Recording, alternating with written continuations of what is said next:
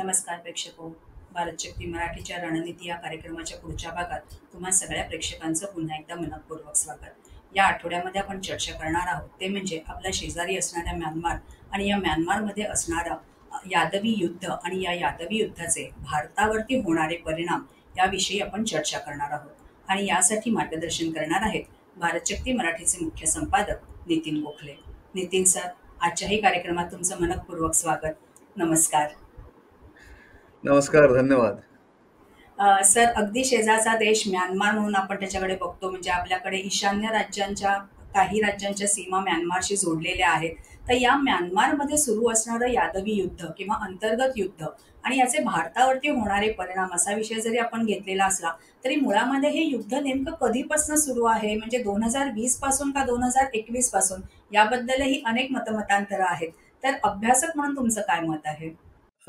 खरं तर म्हणजे अगदी जर तिथल्या हिंसाचार कधी सुरू झाला आणि तिथलं गृहयुद्ध कधीपासून सुरू झालं, हे जर अगदी आपण म्हणजे हिंसाचाराच्या आधारभूत आकड्यांवरती जर आपण गेलो, तर 2021 मध्ये हिंसाचार सुरू झाला. कारण एक वर्षभर जेव्हा नोव्हेंबर 2020 मध्ये तिथे सत्तापालट झाला आणि तिथल्या सेना अध्यक्षांनी सत्तेची सूत्र आपल्या हातात घेतली.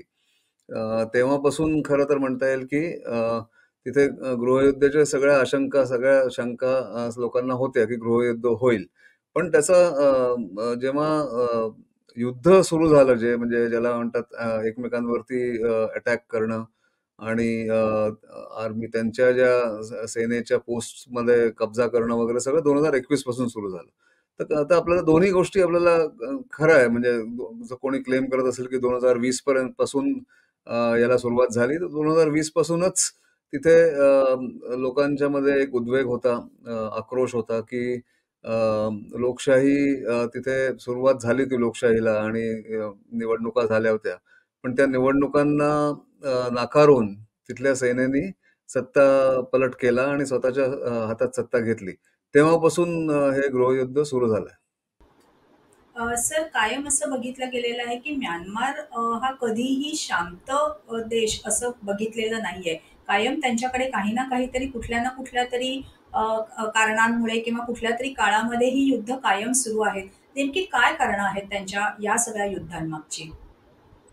तिथे म्यानमारमध्ये जवळजवळ 70 ते 80 वेगवेगळे जमाती, ट्रायबल ग्रुप्स ज्याला म्हणतात किंवा एथनिक ग्रुप्स अशा आहेत तिथे.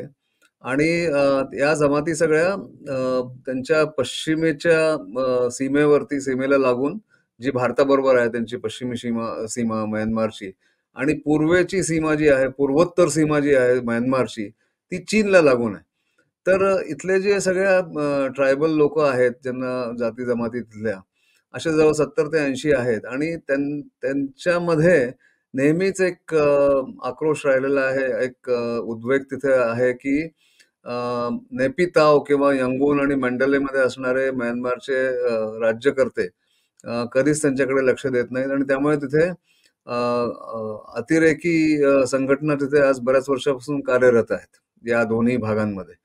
तर इतके दिवस जेव्हा लोकशाहीसाठी लढा लढला जात होता, तेव्हा या संघटना अलिप्त राहिलेल्या होत्या. पण जेव्हा 2020 मध्ये तख्तापलट झाला आणि ऑंग सॉंग सूची, ज्या नॅशनल लीग ऑफ डेमोक्रेसी नावाची जी म्यानमारची पार्टी आहे, म्हणजे राजकीय पक्ष आहे, त्या राजकीय पक्षाला जेव्हा सत्तेवरनं बाजूला केलं गेलं, तेव्हापासून ह्या अतिरेकी संघटना सुद्धा त्यांच्या बाजूने झालेल्या आहेत.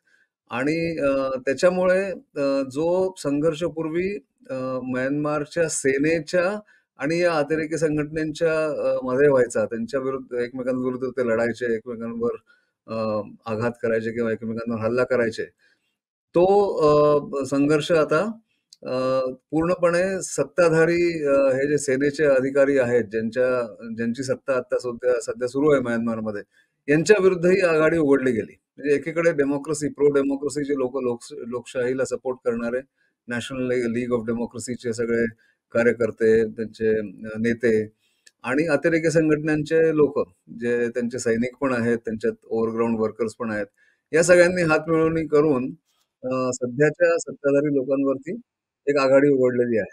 आणि त्याच्यामुळे अ, आज जे काय गृहयुद्ध तिथे दिसून येत आहे, यादवी युद्ध म्हणता येईल, गृहयुद्ध म्हणता येईल, जे सुरू आहे ते अ, जरा वेगळ्या प्रकारचं आहे. पूर्वी सेनेमध्ये आणि अतिरेकी संघटनांमध्ये संघर्ष होता. तो आता ह्याच्यात तब्दील झालेला आहे. सर, मागच्या महिन्यामध्ये 27 तारखेला एक महत्त्वपूर्ण घडामोड घडलेली आहे, ज्याला ऑपरेशन 1027 असं म्हटलं जातं. काय आहे याच्या मागची पार्श्वभूमी? तर या सगळ्यांनी जितक्या अतिरेकी संघटना होत्या मुख्य म्हणजे प्रॉमिनंट अशा, त्या सगळ्यांनी एकत्र येऊन हे ठरवलं, की ऑक्टोबर महिन्यामध्ये, की आपण सेनेवरती एकत्रित येऊन अ, हमला करायचा आणि तो हल्ला केल्यानंतर सेनेच्या वेगवेगळ्या ठिकाणी आपण कब्जा करून त्यांच्याकडनं हत्यारं काढून घ्यायची, त्यांच्या लोकांना अटक करायची असं ठरवलं गेलं. आणि हा जो फेज आहे या गृहयुद्धाचा, हा 27 ऑक्टोबरला सुरू झाला. म्हणून त्याला त्यांनी थोडक्यात नाव द्यायचं म्हणून 1027 म्हणजे 10वा महिना आणि 27 तारीख असं म्हणून त्या ऑपरेशनचं नाव दिलं 1027. आणि मी जसं म्हटलं देशाच्या सीमावर्ती भागांमधनं त्यांनी याची सुरुवात केली आणि त्याच्यामुळे गेले 2-1 वर्ष बरेचसे निर्वासित लोकं जे चीन प्रांत म्हणजे चीन म्हणजे CHIN चीन. चीन प्रांतातनं म्हणजे जे म्यानमारच्या चीन प्रांतातनं किंवा त्या भागातनं सागियांग डिव्हिजनमधनं जे लोकं पळून येत होते जेव्हा सेनेचे अत्याचार सुरू झाले या भागांमधनं, ते भारताच्या मिझोराम राज्यामध्ये त्यांनी आश्रय घेतला. तिथे पळ काढून ते आले आणि जवळ-जवळ आता 31 ते 32,000 लोकं बायका, मुलं, माणसं पॉलिटिकल ॲक्टिव्हिस्ट सगळेजण गेले 2-1 वर्ष मिझोराममध्ये त्यांनी आश्रय घेतलेला आहे. तो एक वेगळाच विषय आहे. पण त्या गृहयुद्धामुळे म्यानमारच्या अ, अंतर्गत युद्धाला आता एक आंतरराष्ट्रीय कलाटणी मिळालेली आहे आणि लोकांचं लक्ष त्याकडे वेधलं गेलेलं आहे. सर, जसं तुम्ही म्हणालात, की मिझोराम राज्याकडे निर्वासितांचा ओढा आपल्याला बघायला मिळतोय. मला असं वाटतं, की मागच्या आठवड्यामध्ये आपण जो कार्यक्रम केला होता, तर त्या कार्यक्रमामध्ये आपण भारत आणि अमेरिकेमध्ये झालेल्या चर्चेमध्ये या विषयावरती पण चर्चा झाली होती आणि भारताची भूमिका अमेरिकेसमोर मांडली गेली होती आणि या संदर्भामध्ये म्यानमारमध्ये भारताने नेमकं काय करायचं याचा संपूर्ण निर्णय अमेरिकेने भारतावरती सोडलेला आहे. काय आहे हा निर्णय किंवा भारताची भूमिका याबद्दल काय आहे? कारण आता अनेक राज्यांमध्ये तिकडच्याही निवडणुका झालेल्या आहेत किंवा मतदान पार पडलेलं आहे मिझोराममध्ये. तर त्याही दृष्टीने या सगळ्याला खूप महत्त्व आहे. राजकीय महत्त्व आहेच, पण त्याच्याच बरोबरीने आंतरराष्ट्रीय सुरक्षा या विषयावरती सुद्धा याच्याकडे बघितलं जावं, अशी एक अपेक्षा आहे. अभ्यासक म्हणून तुम्ही या सगळ्याकडे कशा पद्धतीने बघता? हो, नक्कीच याच्यात बरेचसे धागे आहेत. एक पहिली गोष्ट अशी झाली, की अमेरिका गेले कित्येक वर्ष म्यानमार वरती लक्ष ठेवून आहे आणि अमेरिका नेहमीच म्हणतं, की आम्ही लोकशाहीला सपोर्ट करतो आणि लोकशाहीसाठी लढतो वेगवेगळ्या ठिकाणी. म्हणून जेव्हा 5-1 वर्षापूर्वी जेव्हा तिथे 8 वर्षापूर्वी जेव्हा लोकशाही परत त्याचं पुनर्निर्माण केल्या गेल्यासारखं झालं निवडणुका झाल्यानंतर, तेव्हा अमेरिकेने त्यांच्या म्यानमारवर टाकलेले सँक्शन्स उठवले होते. पण 2020 मध्ये जेव्हा परत त्यांनी तख्तापलट केला, तेव्हा अमेरिकेने परत सँक्शन केलं त्यांना. म्हणजे त्यांचे काही अकाउंट्स, त्यांच्याकडे कॉन्ट्रॅक्ट्स जे होतात त्यांच्यावरती आळ घालणं, त्यांच्या लोकांवर ट्रॅव्हल बॅन करणं, म्हणजे त्यांचा प्रवास करू न देणं पश्चिमी देशांमधनं. अशा सगळ्या गोष्टींचा उपाय त्यांनी म्हणजे ते उपाय करायला सुरुवात केली.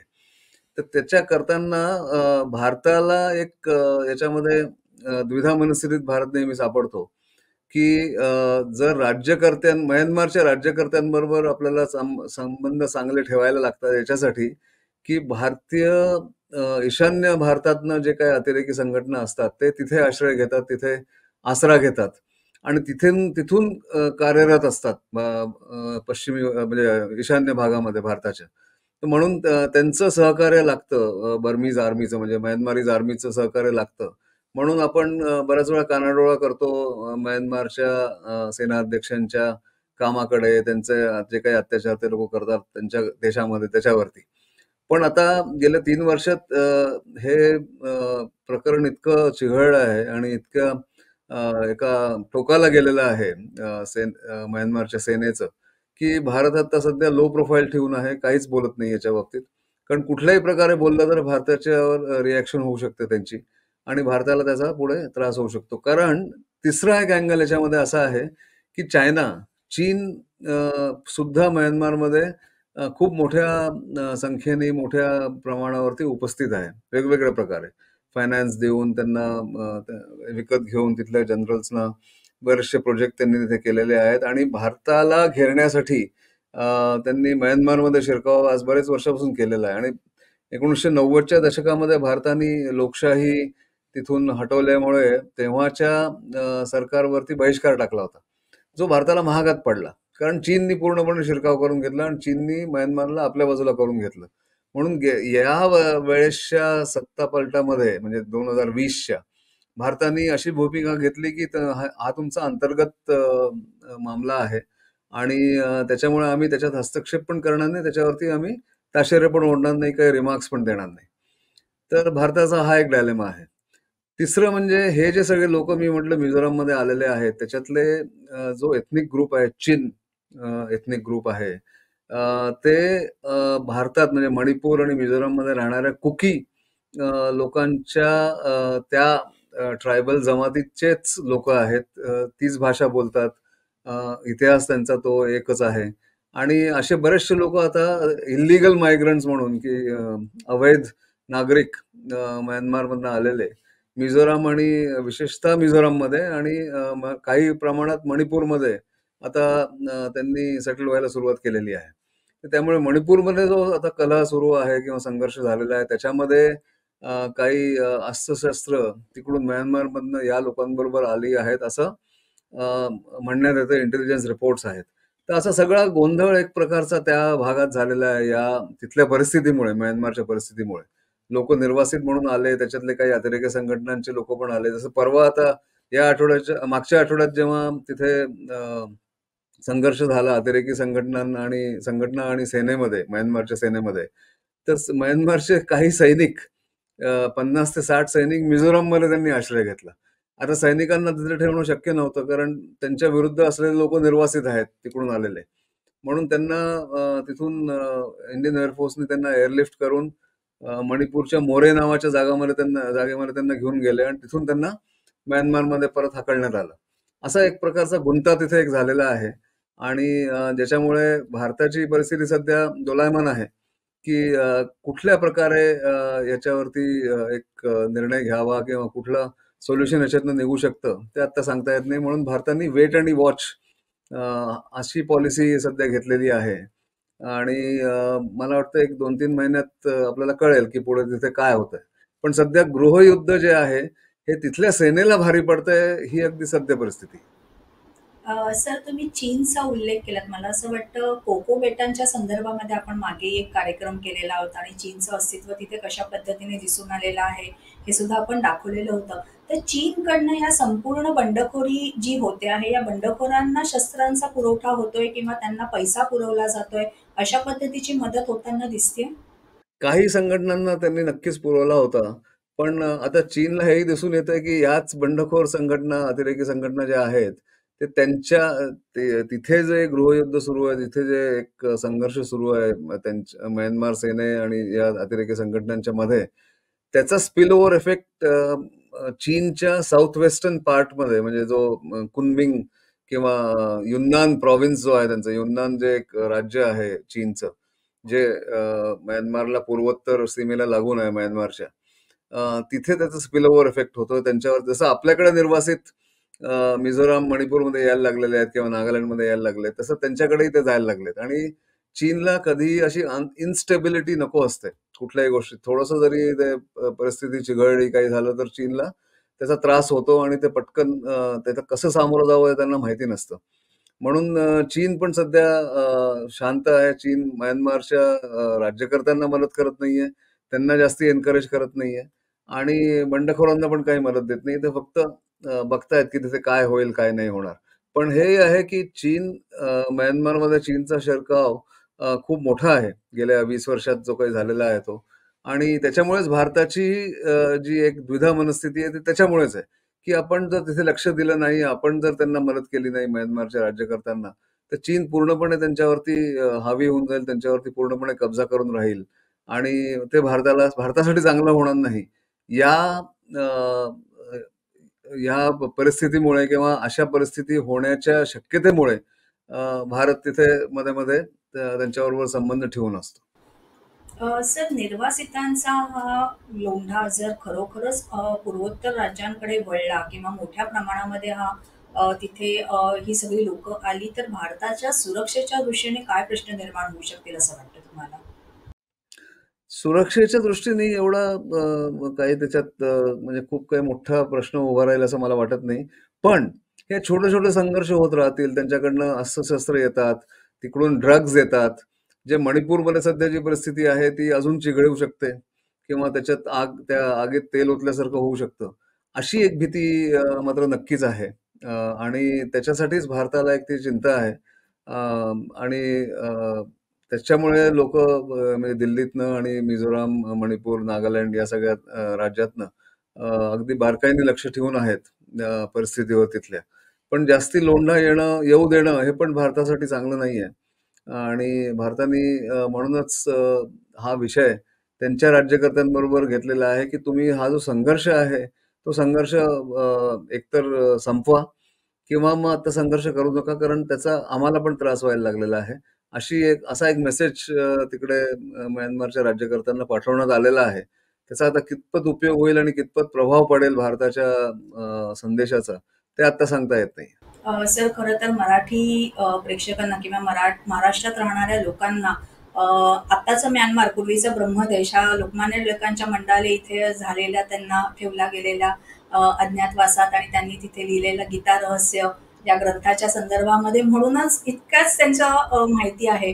पण आज जसं तुम्ही सांगितलंत, की आज म्यानमारमध्ये नेमकी काय परिस्थिती आहे आणि त्याच्यामागची कारणं काय आहेत आणि तिथे उद्भवलेल्या या गृहकलहाचे भारतावरती नेमके काय परिणाम होणार आहेत हे समजून घेणं सुद्धा महाराष्ट्रातल्या लोकांनाही तितकंच महत्त्वाचं आहे आणि त्या दृष्टीने आजची ही माहिती खूप महत्त्वपूर्ण ठरणार आहे. त्यामुळे या सगळ्या माहितीबद्दल सगळ्या प्रेक्षकांच्या वतीने खूप खूप आभार सर. धन्यवाद. नमस्कार.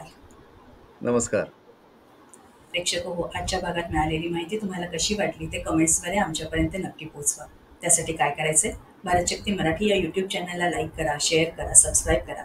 याशिवाय इतर सोशल मीडिया प्लॅटफॉर्मना सुद्धा तुम्ही फॉलो करत असाल अशी आम्हाला आशा आहे. भेटूया पुढच्या आठवड्यात एका नवीन विषयासह. तोपर्यंत नमस्कार.